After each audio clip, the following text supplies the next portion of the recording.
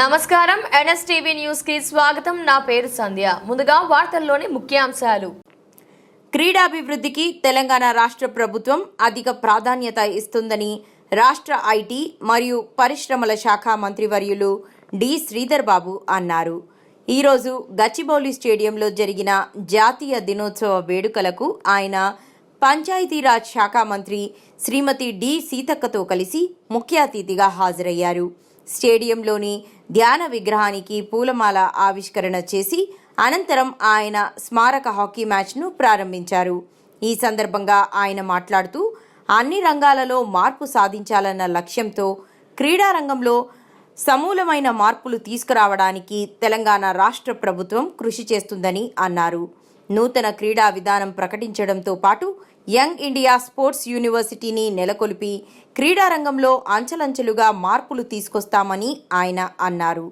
తెలంగాణ క్రీడా శాఖ తీరును ద్విగుణీకృతం చేస్తామని ఆయన తెలిపారు।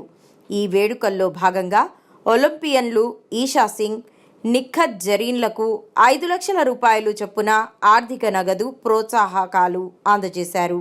ఒలింపియన్ ముఖేష్, ద్రోణాచార్య అవార్డు గ్రహీతలు ఇస్మాయిల్ బేగ్, సయ్యద్ నయీముద్దీన్, అర్జున అవార్డు గ్రహీతలు నీతా దాద్వే, అనూప్ కుమార్ యమాలను మంత్రి సన్మానించారు।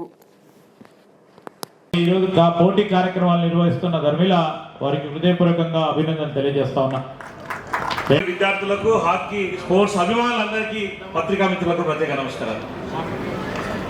ఈరోజు ధ్యాన్చంద్ గారి జన్మదినం సందర్భంగా, స్పోర్ట్స్ డే సందర్భంగా ఈ టోర్నమెంట్ ఏర్పాటు చేయడం జరిగింది స్పోర్ట్స్ అథారిటీ ఆఫ్ తెలంగాణ తరఫు నుంచి। గతంలో ఇందాక మన వాళ్ళు చెప్తా ఉంటుండే, ఇంతకుముందుకు ఎప్పుడు టీఆర్ఎస్ ప్రభుత్వంలో ఎప్పుడు చేయలేదండి। టీఆర్ఎస్ ప్రభుత్వంలో ఇది కాదు, ఏమీ చేయలేదు వాళ్ళు, ఒకప్పుడు ఏమీ చేయలేదు।